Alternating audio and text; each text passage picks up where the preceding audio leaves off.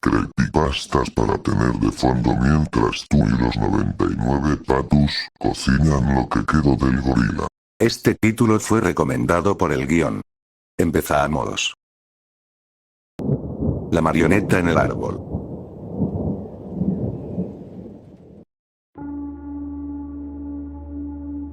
Cada escuela primaria tiene una leyenda urbana ridícula. La de mi escuela era el hombre Muppet, y lo odiaba. El hombre Muppet estaba deformado. Una cirugía plástica maldita lo dejó con las horribles proporciones de una marioneta, así que robó un disfraz de animal con colores del teatro de la escuela y lo usaba por todos lados. Vivía en un antiguo roble en el patio de recreo. Algunos niños decían que vivía entre las ramas, observándonos jugar desde escondites camuflados entre hojas y ramitas. Los niños morbosos decían que vivía en el tronco, comiendo larvas de oruga y torturando el espíritu de Jason Hughes. Jason Hughes no era una leyenda urbana, lamentablemente. Era solo una tragedia. Un desastre condenado, ansioso, malditamente torpe con unas gafas ridículamente grandes y una obsesión con el dibujo. Recuerdo que me sentí enojada una tarde lluviosa porque quería usar los nuevos marcadores de la maestra, pero Jason ya había usado todo el papel en el salón. Nadie lo quería mucho, incluyéndome a mí. Pero no sé por qué. Era un buen chico. Nervioso, ansioso, un poco demasiado inteligente para su propio bien, pero bueno. Jason desapareció una tarde de noviembre en segundo grado. Unos días después, una maestra encontró su ropa apilada en la base del roble del patio. El director convocó a una asamblea para hacer el anuncio. Hizo que sonara como si la ropa hubiera sido lavada y doblada con cuidado, pero mi papá, que en ese entonces era policía y tenía la mala costumbre de contarme cosas que nadie debería saber, me dijo que la ropa de Jason estaba sucia. Peor que sucia, de hecho. Empapada de orina, heces y sangre. Me dijo que no se lo contara a nadie. Nunca lo hice. Era demasiado horrible incluso para pensarlo, y mucho menos compartirlo. Por eso odiaba al hombre Muppet. Nadie podía decir su nombre sin que algún mocoso repitiera el de Jason. Una letanía espantosa del patio. Ese fue otro problema.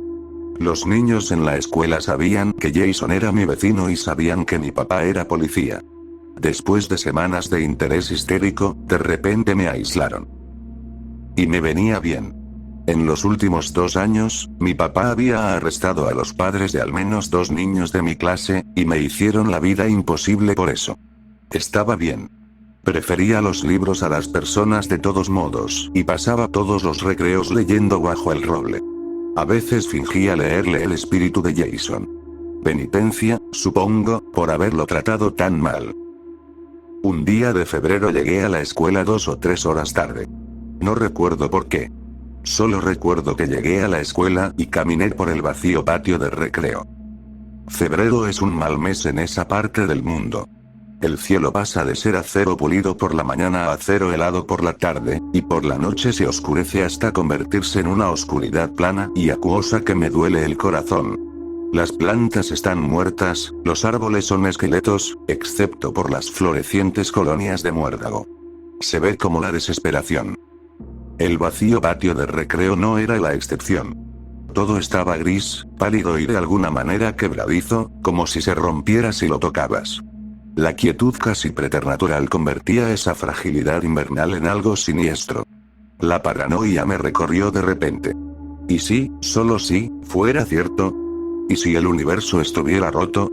¿Y si la escena frente a mí fuera una cáscara frágil, esperando a que un paso equivocado la rompiera en pedazos? Tragué un impulso de pánico y tomé mucho cuidado con cada paso, colocando el pie con una suavidad dolorosa. La arena crujía bajo mis suelas. Todo parecía sólido, pero la sensación de fragilidad cristalina persistía. Luché contra el impulso de cerrar los ojos y caminé tan rápido como me atreví. Mi camino me llevó justo pasto del roble. La corteza negra, como vidrio soplado, brillaba débilmente. Las ramas formaban patrones de telarañas contra el cielo sombrío. Estaban desnudas, excepto por los nidos de muérdago. El árbol estaba infestado de eso. De repente, con una dolorosa y desconcertante claridad, me ocurrió. El árbol se estaba muriendo. Me detuve, mirando el árbol con la clase de reverencia silenciosa que se supone que debes sentir en la iglesia. El árbol era aterrador pero hermoso al mismo tiempo. Más que eso, era un pilar de mi memoria. Era visible desde mi patio trasero, elevándose sobre la escuela y mi infancia como una presencia reconfortante y eterna. Excepto que no era eterno. Algún día desaparecería, tal vez antes de que terminara la escuela primaria.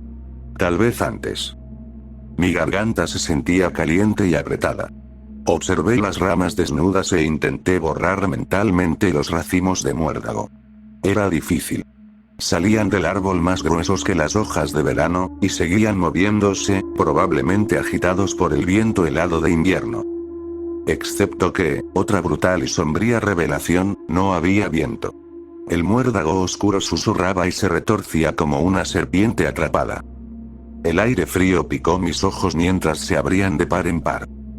Destellos de color brillaron inexplicablemente entre las ramas, deslizándose entre el muérdago como una boa de plumas multicolores. Y brillando en esa serpenteante cuerda de colores, ojos.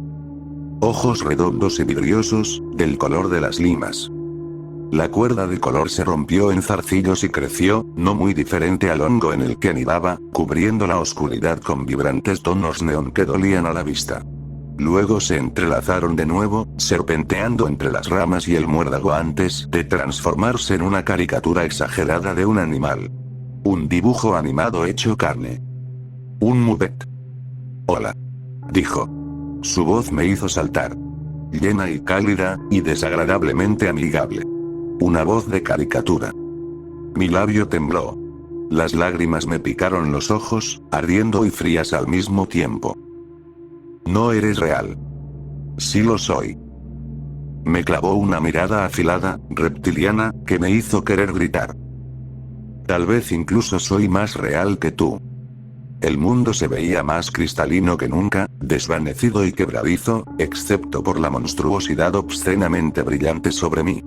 Pisé fuerte y contuve la respiración, rezando para que el mundo se rompiera, llevándose con él al monstruo Technicolor. Si rompía un mundo roto, ¿rompería algo en absoluto? Pero el pavimento seguía siendo sólido. El frío helado pasó por encima de las suelas de mis zapatos y se filtró en mis pies. La criatura se estiró y estiró y estiró, deslizándose lentamente por el tronco del árbol. A la vez lenta como un perezoso y reptil, desbordando esa ridícula piel de crayola. Debería haber sido gracioso. ¿Por qué no lo era? ¿Por qué tenía miedo? ¿Por qué no me estaba escapando? Resbaló por la corteza hasta que sus ojos estuvieron a la altura de los míos. Solo las cosas realmente reales. Dijo con tono solemne. Pueden esconderse a plena vista. Cosas reales como yo y Jason Hughes. Tus amigos me llaman el hombre Muppet. Tú también puedes hacerlo. Extendió una mano, larga y absurdamente delgada, casi como patas distorsionadas de rana, salvo por el pelaje arcoíris. Me di la vuelta y corrí hacia la escuela, gritando todo el camino. La pobre enfermera intentó sacar la historia de mí. Ni siquiera recuerdo qué dije. Solo recuerdo esconderme debajo de su escritorio y sollozar. Cuando finalmente balbuceé las palabras hombre Muppet y Jason, la escuela fue puesta en cuarentena. Llegaron los policías. Mi padre no estaba con ellos. Los observé desde la ventana, atormentada y llorando, intentando olvidar los ojos verdes brillantes del hombre Muppet. Pero, ¿cómo podría hacerlo, si todo lo demás, el roble, la policía, la enfermera, el cielo y mis propias manos temblorosas, lucían tan frágiles y descoloridos? El hombre Muppet era lo único vibrante. Lo único brillante. Lo único entero. Lo único real. Tiempo después, tal vez un minuto, tal vez 10 horas, quién sabe, un policía entró en la oficina de la enfermera. Me agarró del codo, a pesar de las protestas de la enfermera, y me arrastró afuera. El mundo pasó rápidamente a mi alrededor, un borroso y grisáceo destello muerto. El árbol se cernía adelante, oscuro, vacío y terriblemente cerca. Me debatí, pero él me arrastró hasta el roble y me empujó hacia adelante. Me detuve a unos centímetros de la corteza. oscura, muerta, agrietada, salvo por absurdos mechones de pelaje de neón. ¿Hiciste eso?, demandó el policía. ¿Hacer qué?, grité. ¿Qué hice? Pusiste eso. Señaló hacia un nudo particularmente obsceno de pelaje rosa neón. ¿En este árbol? Le dije que no. Le dije que fue el hombre Muppet, que había visto al hombre Muppet, que el hombre Muppet conocía a Jason y ahora me conocía a mí. La enfermera me mandó a casa poco después, y mis padres me enviaron a casa de mis abuelos en San Diego esa misma noche. Estuve allí 3 semanas. Estuve allí hasta que dejé de tener pesadillas con el hombre Muppet comiéndose la ropa manchada de sangre y heces de Jason mientras yo lo observaba, atrapada por sus brillantes ojos como un ciervo atrapado por los faros. Volví a casa un miércoles por la tarde. Sé que era miércoles porque recuerdo haber mirado el calendario de mi madre. Grande, brillante y lleno de cachorros Beagle. Siempre me hacía sonreír. Mis padres me dieron Burger King y pastel de helado, luego me mandaron a la cama. Cuando levanté las cobijas, me paralicé. Todo a mi alrededor se desvaneció, volviéndose pálido y cristalino. Todo excepto los sucios mechones de pelaje neón brillante en mi almohada. Mis padres asumieron que fui yo y me regañaron durante casi 1 hora, pero me dejaron dormir en su cama de todos modos. La escuela fue una pesadilla. Pasé toda la mañana temiendo el recreo. Cuando sonó la campana, pensé en hacer un berrinche solo para quedarme en el salón. Pero me metería en problemas. Mis padres se enojarían. Iría a la oficina del director. Además, habría otros niños en el patio. Niños vibrantes, vivos, coloridos, ruidosos. Todo ese ruido y brillo podría ser demasiado para el hombre Muppet. Me decía estas cosas, pero aún corría al baño cuando sonó la campana. Vomité, luego me quedé en el cubículo hasta que una maestra, probablemente llamada por una chismosa, vino y me dijo que tenía que ir afuera. Me quedé vacilante en la esquina cerca de la cancha de pelota, lo más lejos posible del roble. Incluso a distancia, pensé que veía destellos de pelaje brillante deslizándose entre las ramas. Decidí que estaba viendo cosas. Cuando los días finalmente se hicieron más cálidos, cielos de acero suavizándose a un azul rico durante el día y colores de huevos de Pascua por la noche, ramas desnudas brotando capullos, flores creciendo en las jardineras alrededor de la escuela, retomé mi ritual de leer bajo el árbol. Al principio fui cautelosa, pero decidida. Todos los adultos en mi vida me convencieron de que estaba alucinando. Todos los niños en la escuela sabían que había tenido una crisis con el hombre Muppet. Solo las burlas fueron suficientes para fortalecer mi determinación. Antes de darme cuenta, estaba leyendo bajo el árbol como siempre, el horror cristalino del invierno siendo apenas un recuerdo. Una tarde de abril, algo me sacó de mi libro. Al principio no supe qué fue. Tal vez los niños gritando en el gimnasio. Tal vez las niñas de 5º curso chismeando a unos metros de distancia. Tal vez la cálida brisa moviendo las hojas. Miré hacia abajo y jadeé. Larvas se arrastraban por mis brazos. Los gusanos de oruga amarillo blanco que vivían en la corteza, los mismos que todos los niños decían que el hombre Muppet amaba comer. Corrí hacia la cancha de pelota y me quedé allí hasta que sonó la campana. Cuando llegué a casa esa tarde, encontré racimos de pelaje neón por toda mi habitación. Corrí hacia mi madre. Ella perdió los estribos, me marchó al patio trasero y me dijo que me quedara allí hasta que terminara de limpiar después de mí. Cuando dejé de llorar, me acomodé bajo el árbol de albaricoque y me perdí en mi libro. A medida que la luz de la tarde se profundizaba, la rica luz del día dando paso al cobre, algo me sacó de mi ensueño. Miré hacia abajo y vi gusanos blancos. Suaves, pequeños y de alguna manera mojados, deslizándose sobre mis brazos. «Hola», susurró una voz desagradablemente amigable. «Perdón por haber tardado tanto. Supongo que he sido un mal amigo». «Estoy loca», susurré. Cerré el libro y cerré los ojos. Loca, loca, loca. El áspero pelaje de poliéster se arrugó contra mi piel. «No estás loca», dijo el hombre Muppet. Solo eres realmente real, como yo y Jason Hughes. ¿Qué estás leyendo? Extendió la mano, su pelaje multicolor brillando bajo la luz moteada, y dio vuelta el libro. Black Beauty. ¿Está bueno? Está genial. Jade. Quería saltar a mis pies, quería correr gritando hacia la casa, pero mis huesos se sentían como agua, congelados al mismo tiempo. No podría levantarme, mucho menos correr. El hombre Muppet me quitó los gusanos del brazo y se acomodó a mi lado. Su pelaje me daba picazón.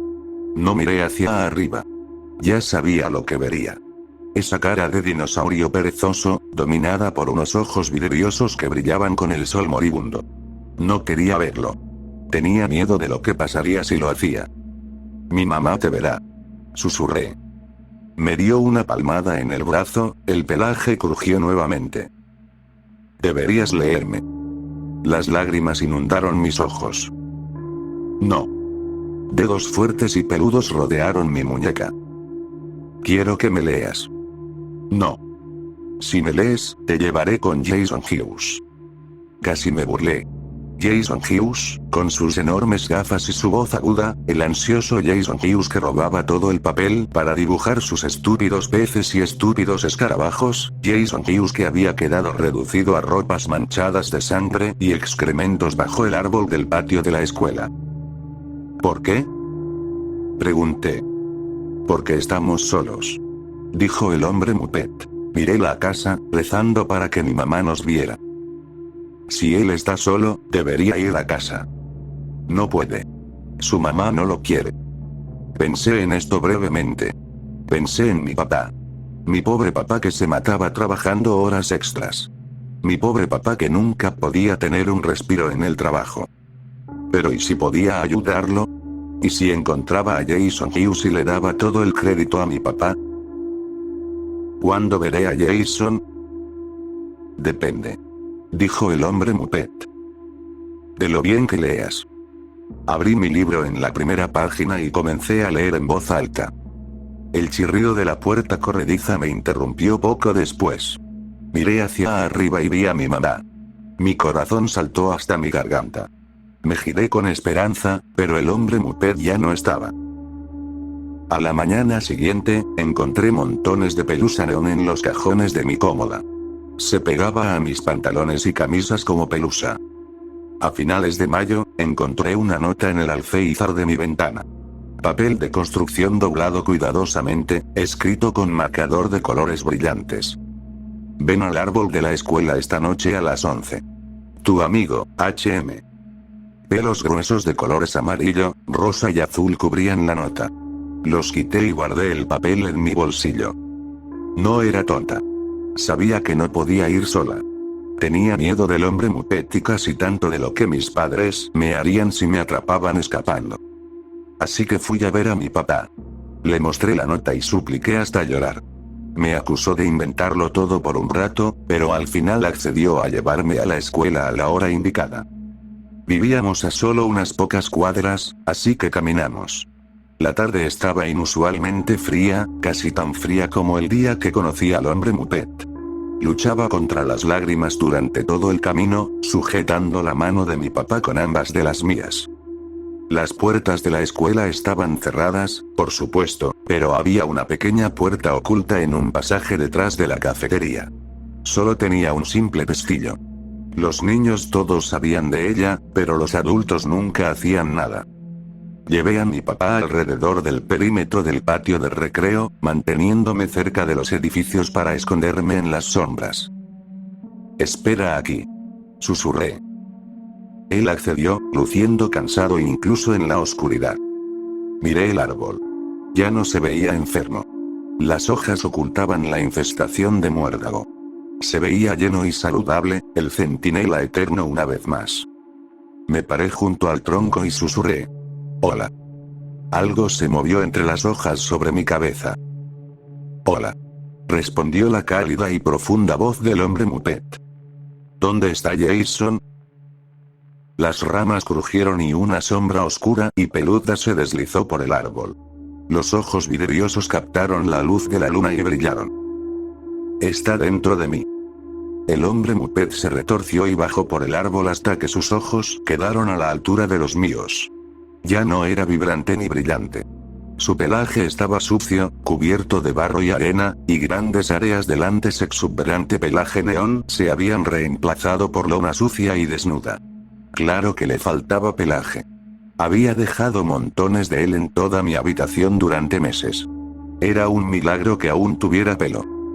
¿Qué quieres decir? Mi voz salió en un fino y jadeante susurro. El hombre Muppet se acercó, manteniéndome cautiva con sus ojos vidriosos. Sus largos y delgados dedos tocaban su barbilla y empujaban, deslizándose en su rostro y levantándolo como un niño que se quita una máscara de Halloween. Mi corazón latía fuerte, pesado y horrible como un tambor de guerra. Las enormes gafas brillaban bajo la luz de la luna, trágicamente grandes para la carcomida carita de debajo. La cabeza podrida de Jason Hughes era gris y tan frágil, brillando como cristal nublado bajo la luna. Si lo tocaba, se rompería. El absurdo disfraz cayó al suelo con un susurro. Apagado y desvanecido. Incluso los ojos estaban muertos ahora. El disfraz estaba muerto. Nunca había estado vivo. Las cuencas vacías de Jason se hincharon, luego se rompieron y se abrieron con una serie de suaves estallidos parecidos al papel. Algo se retorció en su interior, espeso y oscuro, resplandeciendo con mil luces tenues en colores que no podía nombrar. El mundo dio vuelta y la arena fría del patio de recreo me clavó la cara. El grito de mi papá rompió el silencio vidrioso. Tal vez también rompió la pobre cara muerta de Jason.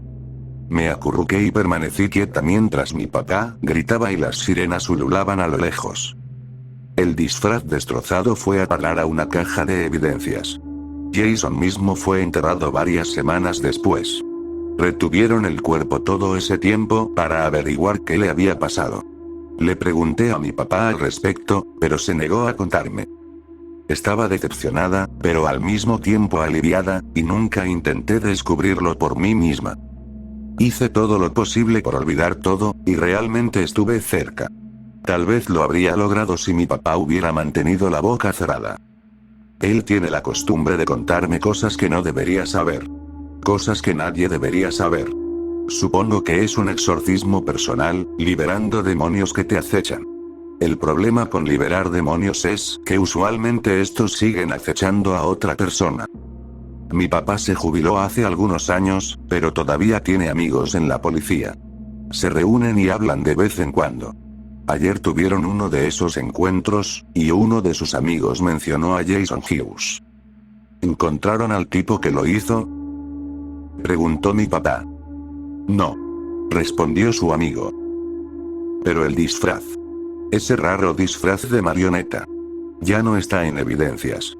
Ha desaparecido. ¿Alguien lo tomó? ¿Lo tiraron accidentalmente? No sabemos. Eso por sí solo fue suficiente para perseguirme para siempre. Pero no se quedó ahí. Los demonios nunca se conforman con suficiente, si es que alguna vez se conforman. Lo sé porque cuando me levanté esta mañana, encontré mechones de pelaje neón sucios esparcidos por todo el suelo de mi habitación.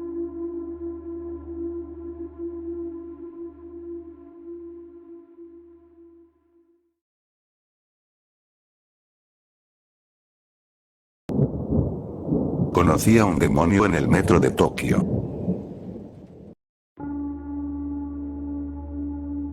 Esta historia narra algo que me ocurrió cuando tenía 7 años. Con el paso de los años y mi edad, me he dado cuenta de que es imposible que sea cierta, pero no puedo evitar sentir que lo es. Ocurrió en Tokio, en la estación de metro. Estaba con mi padre cuando vi al demonio, una criatura monstruosamente alta y peluda, con alas negras y correosas y un hocico como el de un oso hormiguero. Debí de mirarlo fijamente durante casi 10 minutos antes de que finalmente hablara, en un suave murmullo que claramente solo estaba destinado a sus oídos. Este humano me da escalofríos, dijo. Casi parece que me está mirando fijamente. Te estoy mirando directamente, dije. El demonio casi saltó de su piel. ¿Puedes verme?, preguntó. Sí. ¿No puede todo el mundo? No, a menos que estén en la quinta dimensión. ¿Estoy en la quinta dimensión? Pregunté. Seguramente has llegado hasta aquí por error. ¿En qué estabas pensando antes de verme? Pensé por un momento y luego sonreí. Trenes. Bueno, los trenes son el vínculo entre nuestras dimensiones. Supongo que tu mente se habrá ido por aquí. O eso, o te estás volviendo loco. Espero no volverme loco. Dije. Ser loco es algo bueno en la quinta dimensión. Respondió el demonio. Me reí. ¿Tienen líneas de metro en la quinta dimensión? Pregunté. Claro. Dijo. ¿De qué otra manera íbamos a ir a trabajar? ¿Tienes alas? Dije. Sí, pero ¿quién quiere volar? Tomar el tren es mucho más rápido, y si voy en avión al trabajo, llego sudando. ¿Y para qué usas tus alas? Pregunté. Me los pongo en la cabeza cuando llueve. ¿Puedo ver? Pregunté. Claro. Dijo el demonio. Mi cabello se echó hacia atrás mientras él batía sus enormes alas sobre su cabeza. Me reí de nuevo. Eres gracioso. Dije. El demonio también se rió, pero luego su expresión cambió. ¿Estás bien? Pregunté. Pareces triste. Sí, sí. Respondió el demonio, sin mirarme a mí, sino a algo detrás de mí. Oye, ¿te gustaría ver un truco de magia? Bueno. El demonio extendió la mano y sacó un gran pañuelo arcoíris de su hocico. Debió de haberlo sacado 6 metros antes de salir corriendo. ¡Qué gracioso! Me reí, pero me detuve cuando me di cuenta de que ya no estaba sosteniendo la mano de mi papá. Miré a mi alrededor y vi que la estación de metro había desaparecido, reemplazada por verdes prados llenos de viejos trenes. Ya no puedo ver la estación de metro. Dije. Está bien. Dijo el demonio. A veces es mejor ver lo que no está en lugar de lo que sí está. ¿Qué quieres decir? A veces, cuando estoy aburrido o triste, mi mente se va a la tercera dimensión y veo gente como tú. ¡Qué gracioso! Reí. ¿También puedes ir a otras dimensiones? Pero el demonio no respondió, estaba mirando al cielo. Está empezando a llover. Dijo mientras agitaba sus alas sobre su cabeza. Las cálidas gotas de lluvia golpean mi cara. ¿Puedo estar bajo tus alas contigo? Pregunté. Ahora no. Respondió. Tienes que irte a casa. El mundo empezó a brillar y a fluir como diferentes tonos de pintura verde y dorada, girando cada vez más rápido. Empecé a sentirme un poco mareado y cerré los ojos. El mundo dejó de girar, pero aún caían gotas de agua tibia en mi cara. Abrí los ojos y vi a mi mamá llorando por mí, pero no vi a mi papá. ¿Dónde está papá? Le pregunté. ¿Me trajo a casa? Sí, cariño. Dijo, aunque no me miró. Te trajo a casa y luego tuvo que irse. Ah. Respondí. ¿Cuándo volverá? No lo sé. Dijo ella. Mi padre nunca regresó, y pasaron años antes de que descubriera la verdad. Se había suicidado ese día. Esa mañana le había escrito una nota a mi madre explicándole que tenía la intención de llevarme con él y subirse al tren conmigo. Mi madre la encontró al llegar del trabajo y llamó a la policía, pero era demasiado tarde para detener a mi padre. Los testigos dicen que justo antes de que saltara, me solté de su mano y salí corriendo, desmayándome inmediatamente. Pero uno de los testigos, un niño pequeño de mi edad aproximadamente, dijo que vio que algo me tomaba de la mano y me alejaba del tren a toda velocidad. Dijo que era una criatura monstruosamente alta y peluda, con alas negras y correosas y un hocico de oso hormiguero.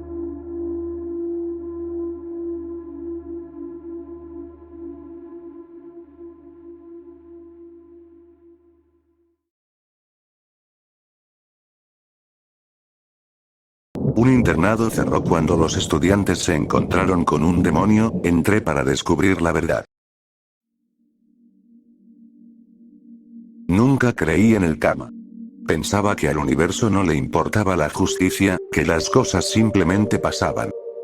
Pero eso fue antes de que encontraran el cuerpo de mi hermana Ali. La descubrieron en una zanja, con hojas y lodo enredados en su cabello, su piel apagada y gris, los ojos vidriosos reflejando el cielo, tan vacíos que era imposible imaginar que esa fuera mi hermana, una supernova de risas y energía que ahora se había desvanecido por completo. Nadie pudo explicar por qué una chica sana de 18 años murió. La autopsia no reveló absolutamente nada. El dolor que nos envolvió fue tan grande que devoró todo el pequeño pueblo a su paso. Los días y semanas siguientes solo empeoraron las cosas. Las calles estaban vacías, los pasillos de la escuela, aunque llenos de estudiantes, permanecían en un silencio sepulcral, las tiendas cerraban temprano por falta de clientes. Todos llevaban el peso del luto en el rostro. La muerte de una adolescente en una comunidad tan unida era algo devastador. Cuando unas semanas después encontraron a la segunda chica, Samantha, en un campo, con los ojos vidriosos mirando al cielo, exactamente como mi hermana, todos llegamos a la misma y espantosa conclusión. La muerte había venido a visitarnos, pero en vez de marcharse, había decidido quedarse. Una muerte sin causa es una tragedia. 2. Era motivo para entrar en pánico. Los padres dejaron de perder de vista a sus hijas. Mi madre, incluida. Yo tenía 16 años, no tenía amigos y era una nerd total. No lograba convencerla de que ambas chicas asesinadas encajaban en un mismo perfil. Hermosas, divertidas e inteligentes. El polo opuesto de mí. Yo era la chica callada que siempre tenía la nariz metida en un libro. Mi lugar favorito era la biblioteca, y que no me permitieran ir era lo peor que podía pasarme. Pero no tiene sentido. Grité, mientras mi madre preparaba espagueti a la boloñesa para la cena. Cada movimiento de su brazo al revolver la salsa parecía una batalla contra un peso invisible que la arrastraba hacia abajo. No había sonreído desde que Ali murió.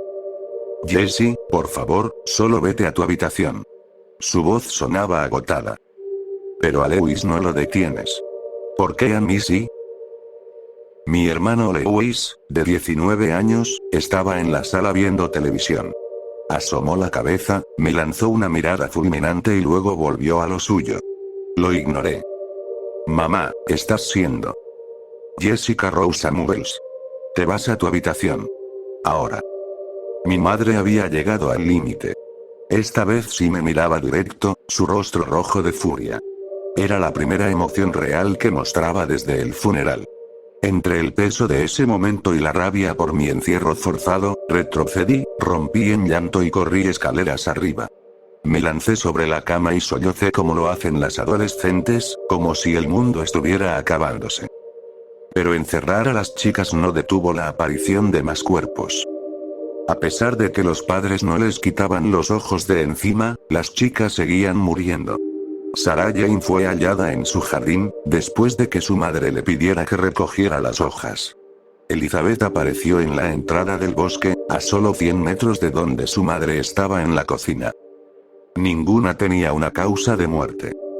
Finalmente, la alcaldesa convocó una reunión. Todas las jóvenes, dijo con voz monótona y serena, deben estar acompañadas en todo momento. No pueden quedarse solas ni un segundo. Los padres estuvieron de acuerdo. Nosotras nos limitamos a quedarnos en silencio, rebosando frustración, pero sin poder expresarla. Aunque lo hiciéramos, ¿quién nos escucharía? Aún así, ni siquiera este control extremo impidió que la muerte siguiera cerrando su mano helada sobre nosotras.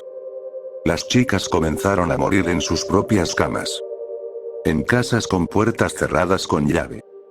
Cuando encontraron el sexto cuerpo, el de Ana, mi compañera de matemáticas de sexta hora, llamaron al FBI, interrogaron a todo el pueblo. Como mi hermana fue la primera en morir, llegaron a mi casa primero. La agente que me entrevistó fue amable. ¿Recuerdas algo extraño del día que desapareció tu hermana? Negué con la cabeza. No. Solo desayunó y se fue temprano a la escuela para su práctica de natación. ¿Alguien la seguía? ¿Actuó de manera diferente? No. Mentí con cuidado. Todo estaba bien. En realidad, Alice sí se comportaba raro. Solo lo noté cuando la gente me lo preguntó. Últimamente había estado más callada con nosotros. La escuchaba hablar en susurros con mamá, pero cuando Lewis o yo nos acercábamos, se detenían. La había visto mirar por la ventana, observando el bosque, respirando agitada antes de apartar la vista. Lo ignoré, pensando que era por algún chico o alguna tontería así. Dios, me sentía tan culpable. Culpable por no haberle preguntado qué le pasaba. Por no haber insistido hasta que me lo dijera. Yo podría haberla ayudado. Sacudí la cabeza, regresando al presente. Si recuerdas algo, dijo la agente, entregándome su tarjeta y dándole un golpecito, llama a este número. Miren, sé que fue estúpido. Pero tenía 16 años, acababa de perder a mi hermana y me creía Nancy Drew. Mentí porque pensé que podía hacerlo mejor que ellos. Porque yo conocía a este pueblo mejor que nadie. Y porque era mi hermana. Desearía no haberlo hecho. Desearía haber dejado que los agentes hicieran su trabajo. Pero no. En vez de eso, me encontré a mí misma en el jardín delantero de mi casa, linterna en mano, caminando hacia el bosque al otro lado de la calle en plena madrugada. Entre las pastillas para dormir de mi madre y el alcohol de mi hermano para mitigar el dolor, escabullirme fue fácil. Cada sonido me helaba los huesos. Las hojas crujían bajo mis pies. Un búho ululó. A lo lejos, un perro aulló. La niebla comenzaba a extenderse sobre el pueblo. Me aferré a mi gruesa chaqueta de invierno. Apenas crucé la calle y llegué a la entrada del bosque, lo escuché. Sonaba como el llanto de un bebé. Debería haberme dado la vuelta en ese mismo momento y correr de regreso a casa, a la seguridad de mi hogar y mi familia. No lo hice. Me quedé inmóvil por un segundo y luego, casi como si estuviera hipnotizada, comencé a caminar en la dirección de la voz. Caminé durante lo que me parecieron horas. Nuestro pequeño y aislado pueblo estaba en medio de un bosque de 1000 acres en la cima de una montaña. El llanto se hacía más fuerte. Lo escuché de nuevo y apresuré el paso. La niebla casi se había asentado en el bosque, dificultando la visibilidad. Los árboles se alzaban como figuras en la oscuridad, sus ramas parecían extremidades. Me detuve un momento y, de repente, el llanto sonó justo junto a mi oído. Di un salto y casi grité. La linterna cayó de mis manos y me agaché a tientas para agarrarla. Mis dedos se cerraron alrededor de lo que pensé que era el delgado y frío mango de mi linterna.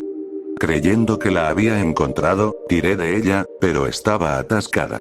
Estaba tan oscuro que no podía ver bien y simplemente jalé con fuerza. Un segundo después, la linterna rodó hasta mis pies. Pero si eso era mi linterna, solté lo que estaba sujetando y recogí la linterna para iluminar lo que había intentado levantar. Pero antes de que pudiera mirar, unos dedos largos, delgados y helados se cerraron alrededor de mis hombros. Mis ojos se abrieron de par en par. Me giré lentamente, sintiendo como el frío de esos dedos se filtraba en mis huesos. Lo que vi esa noche en el bosque, todavía me persigue en cada sueño. Su rostro estaba oculto bajo una capucha, lo único visible eran sus manos arrugadas, con uñas largas y negras.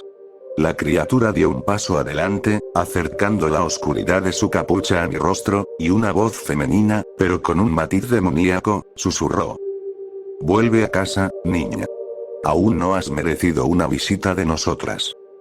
Extendió una mano hacia mí y retrocedí de inmediato, atrapada entre el impulso de pelear o huir. Mi mente iba a 1000 por hora. ¿Qué eres? Pero en el fondo, ya lo sabía. Sabía lo que era. En lugar de esperar una respuesta, salí corriendo de allí, con un grito aterrador atrapado en mi garganta. No sé cómo logré regresar a casa esa noche. Creo que simplemente corrí donde el bosque me llevó. Seguí mis pies, mi cuerpo temblando hasta que por fin llegué. Llamé al número que me había dado la agente del FBI y le conté todo, lo que había descubierto en el bosque, el llanto del bebé. Debí sonar como una loca, pero ella me escuchó de todos modos. Al día siguiente, registraron el bosque. Pero no encontraron a la criatura que yo había visto. Encontraron algo peor. Tumbas poco profundas en el corazón del bosque. Los cuerpos de al menos un centenar de bebés. Algunos ya reducidos a esqueletos. Otros en descomposición. Y algunos tan frescos como si hubieran muerto ayer. No pasó mucho tiempo antes de que arrestaran a mi madre. Y a la madre de Samantha. Y a la madre de Sarah Jane. Y a la madre de Elizabeth, de Ariana y de Anna. Los periódicos se llenaron de historias sobre brujería. Dijeron que mi madre era una sacerdotisa de alto rango. Que todas las madres de las niñas muertas formaban parte de un culto similar a un aquelarre que devoraba niños. Que generaciones de nuestras familias habían estado involucradas en esto, y por eso vivíamos en un pueblo tan aislado en lo alto del bosque. No sé qué creer. Solo sé que nunca volveré a ver a mi madre. Al menos ahora entiendo por qué mi hermana y las otras 5 chicas fueron asesinadas, por qué Ali estaba tan asustada en sus últimos días. Creo que mi madre le contó sobre los cuerpos en el bosque y lo que hacía con ellos. También sé por qué nunca se pudo determinar la causa de sus muertes. El karma no suele dejar huellas ni pruebas en sus víctimas. Pero eso ni siquiera es lo más aterrador de todo esto. Lo que más me asusta, incluso después de todos estos años, son las últimas palabras del demonio en el bosque, esa cosa que sé que era el karma. Que aún no había merecido una visita. Aún.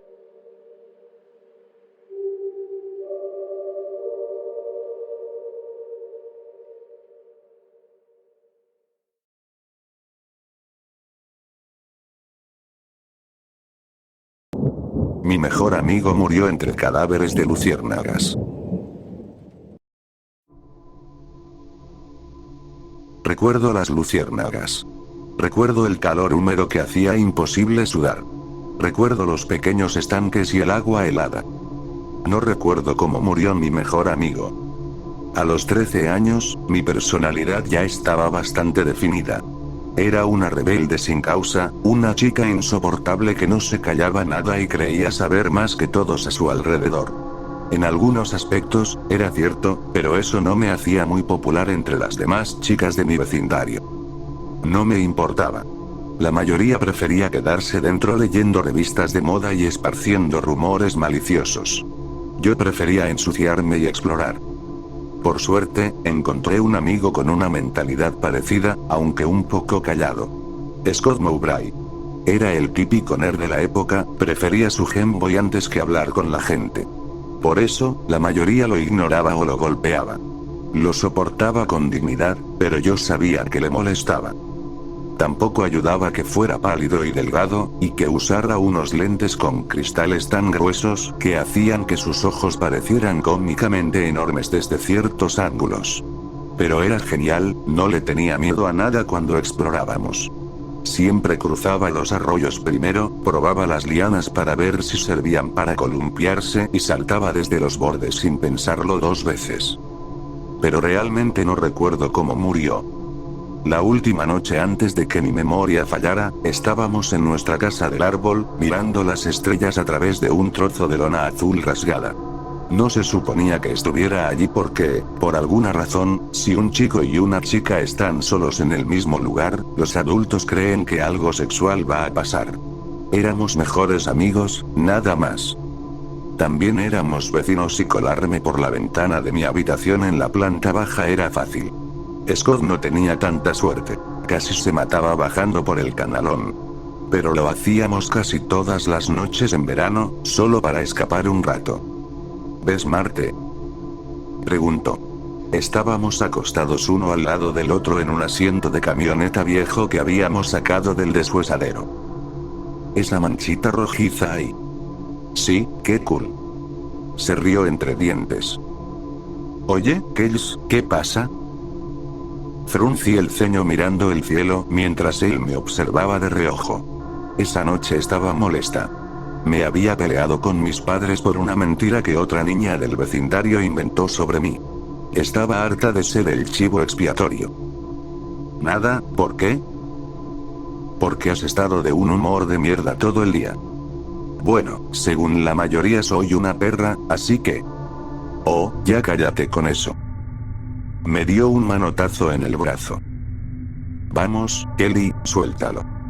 ¿Alguna vez has pensado en, no sé, quedarte aquí? ¿A dónde más iríamos? Negué con la cabeza y me incorporé. Él me miró, entornando los ojos, escudriñándome.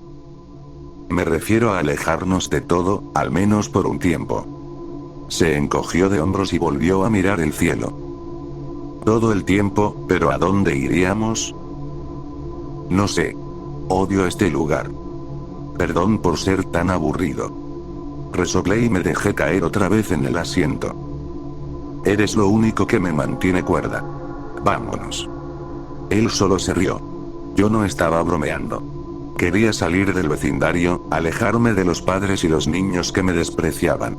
Quería escapar, pero tenía razón, no teníamos a dónde ir. Podríamos ir de campamento, dijo después de unos minutos de silencio. O sea, podríamos irnos un rato. Está ese estanque en el bosque, lo suficientemente lejos como para que nadie nos encuentre, pero lo bastante cerca por si intentas matarme. Sonrió. Parece que ya lo pensaste bien. Siempre hay que tener un plan de escape cuando estoy contigo. Idiota. Todos lo somos. Tú eres más que el de otros.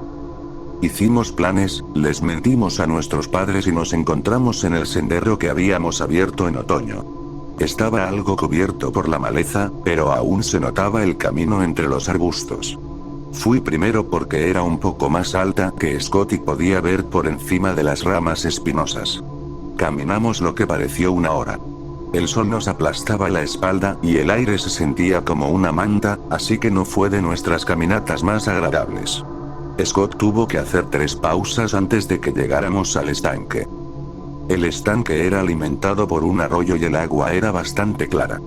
Tenía la profundidad justa para que me llegara por encima de la cintura, lo cual era perfecto para relajarse, siempre y cuando soportaras el agua helada y los pececillos que a veces se ponían demasiado curiosos con tu ropa interior.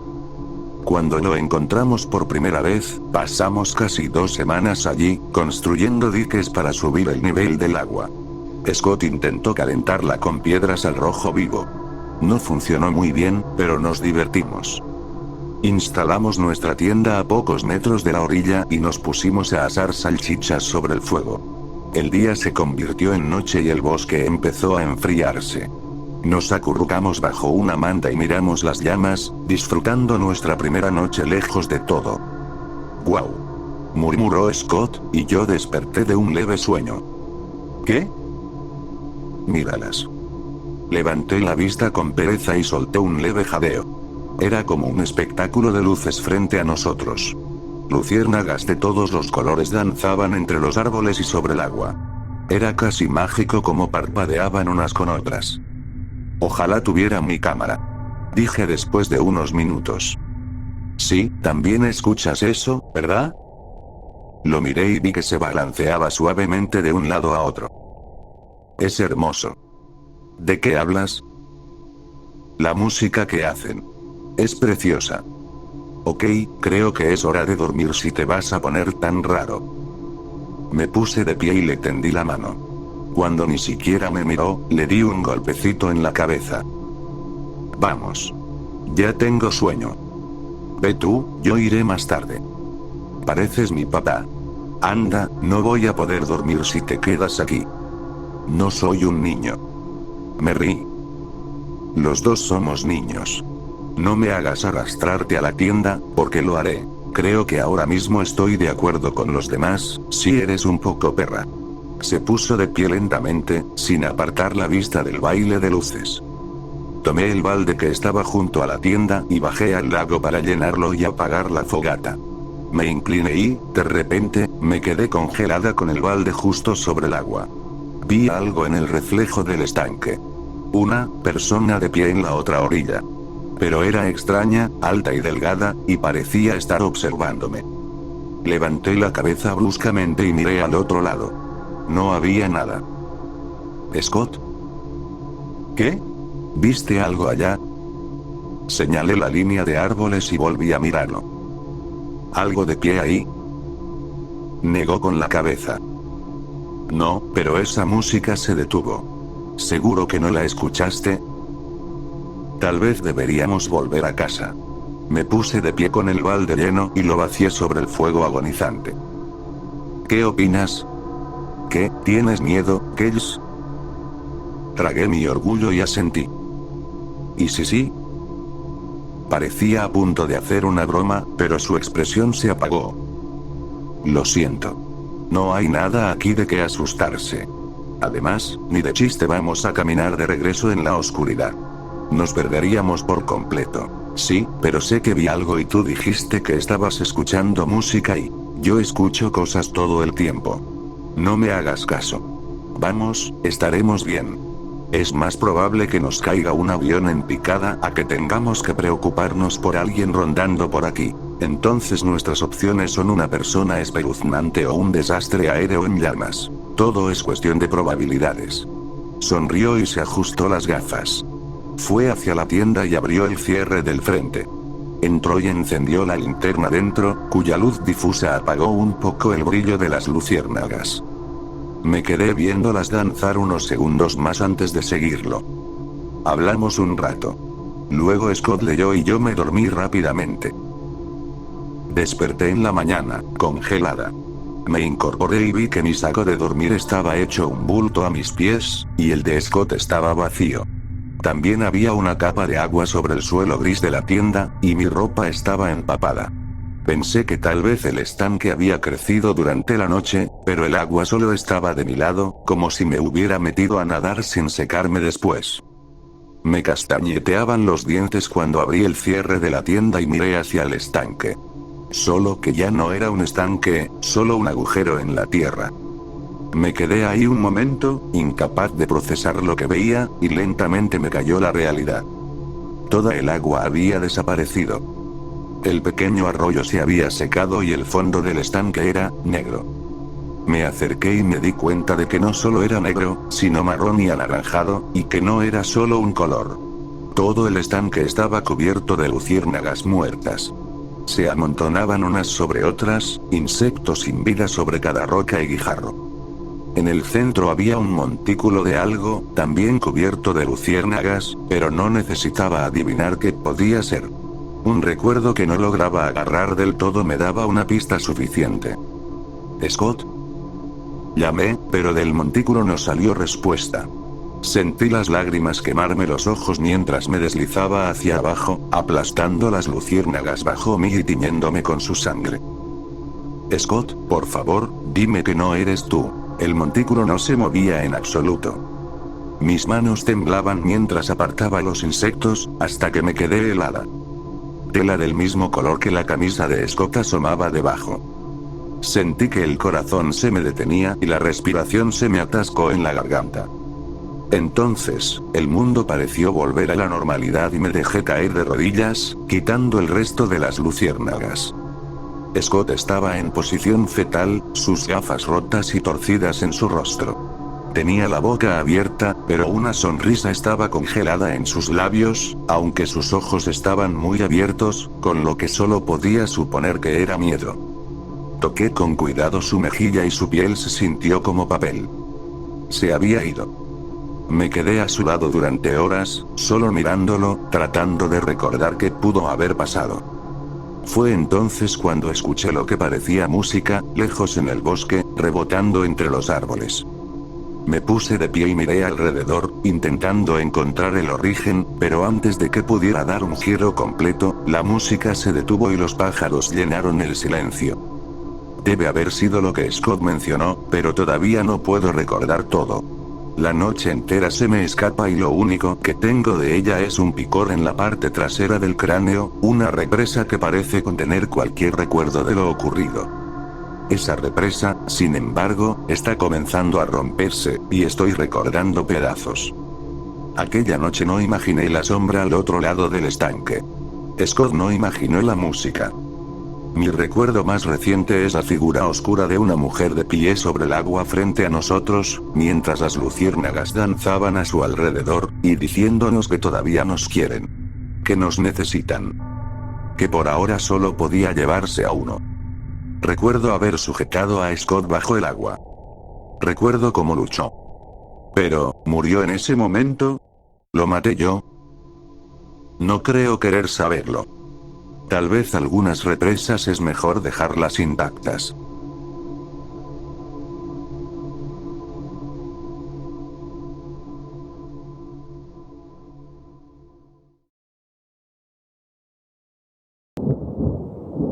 Por suerte.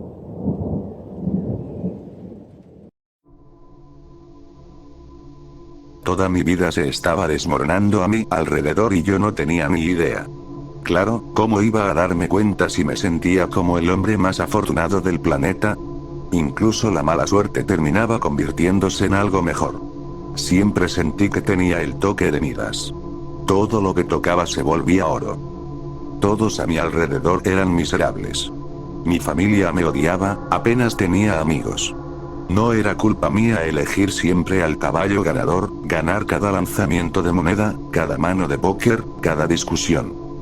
Era una vida solitaria, pero era difícil sentirme mal por algo cuando todo salía bien.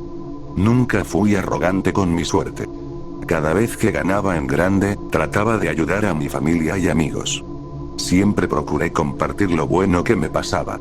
Pero eso solo los hacía sentir peor.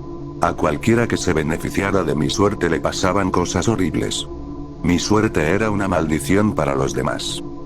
Los celos son una emoción extraña. A la gente le encanta verte hundido. Y te detestan cuando te va bien. Pero también me trajo atención no deseada por parte de tipos bastante peligrosos. Hombres que querían aprovecharse de mi suerte. Un par de mafiosos se enteraron de mi buena fortuna y quisieron involucrarse.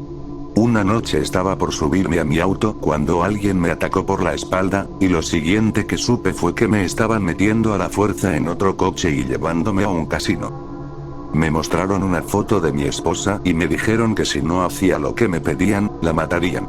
Me hicieron entrar al casino y me llevaron hasta una mesa de ruleta. Me entregaron $200,000 y me recordaron que si no lo hacía, ella moriría, y si perdía, moriríamos los dos. Elegí mi número más afortunado. El 21. Mientras la ruleta giraba, por primera vez empecé a dudar de mi suerte. La bolita rebotó 8 veces antes de detenerse. El corazón me latía a 1000. Las piernas me temblaban cuando vi que había caído en el 12. Miré a los dos rusos y estaban celebrando. Volví a mirar la ruleta, 21. Sentí como se me quitaba un peso enorme de encima. Los rusos me abrazaron, me dieron palmadas en la espalda mientras les entregaba las ganancias. Los dos mafiosos rusos salieron del casino dando saltos con el dinero. Afuera los esperaban unos mafiosos rivales. Apenas pusieron un pie fuera, los recibieron con una lluvia de balas que los acribilló en segundos. Me tiré al suelo buscando cobertura, mientras los mafiosos seguían disparando a lo loco hacia la entrada del casino, alcanzando a personas inocentes que, por coincidencia, también habían apostado al mismo número que yo. Los mataron mientras iban a cobrar sus ganancias. Lo mejor que me trajo la suerte fue mi esposa, Amy. Era la mujer más hermosa que había visto en mi vida. Su rostro tenía algo angelical, y esos ojos marrones eran hipnóticos. La única vez que me chocaron por detrás, la conductora resultó ser ella. La que se convertiría en mi futura esposa. Las cosas no empezaron bien para ella. Poco después de casarnos, sus padres murieron. Luego comenzaron los abortos espontáneos. Los doctores no encontraban una causa, solo decían que era mala suerte. Después vino el premio de la lotería. Había comprado el billete ganador y, tras impuestos, recibí $6.5 millones. Pensé que eso era justo lo que mi esposa necesitaba para salir de la depresión tan profunda en la que estaba. Decidimos irnos de vacaciones a Francia. Desde niña, siempre había soñado con conocer París. El viaje comenzó de maravilla. Mi esposa sonreía, hablaba del futuro. Su luz comenzaba a brillar otra vez. Salimos a cenar románticamente y luego dimos un paseo por la ciudad. Mientras caminábamos por Rue de la Paix, me dijo que sentía la cabeza nublada, y de pronto, simplemente se desmayó. Los doctores me dijeron que era cáncer. Ya estaba avanzado de forma agresiva. A lo mucho, le quedaba una semana. Ambas familias viajaron hasta París. Decidimos que ella pasaría sus últimos días allí. Lo único que podíamos hacer era hacerla sentir cómoda y dejarla descansar. Como cada familia pagó su viaje, decidí consentirlos un poco con el dinero de la lotería. Los alojé en los hoteles más lujosos y los llevé a cenar a los restaurantes más finos. Incluso contraté un jet privado para llevarlos a casa cuando todo terminara. El cáncer no tardó mucho en llevarse a mi esposa. Pero todos estuvimos a su lado cuando exhaló su último suspiro. Yo tuve que quedarme atrás para resolver algunos trámites con el hospital y organizar el traslado de su cuerpo a casa, a su lugar de descanso final. El resto de nuestras familias tomó el jet privado de regreso. Después de un día agotador, resolviendo todo lo necesario para repatriar un cuerpo, finalmente llegué a mi apartamento. Esperaba una llamada de mi madre para avisarme que todos habían llegado bien. Encendí la televisión para matar el tiempo. Puse las noticias. Mientras veía, apareció un reporte de última hora transmitido en vivo desde el lugar de un accidente aéreo. Un jet privado que iba de Francia a Estados Unidos se había estrellado poco después de despegar. No hubo sobrevivientes. Murieron todos los pasajeros y la tripulación. Recibí una llamada de la policía para confirmar que el avión que se estrelló era el que llevaba a toda mi familia. Mientras la noticia del accidente aún se asentaba en mi mente, recibí un mensaje al celular.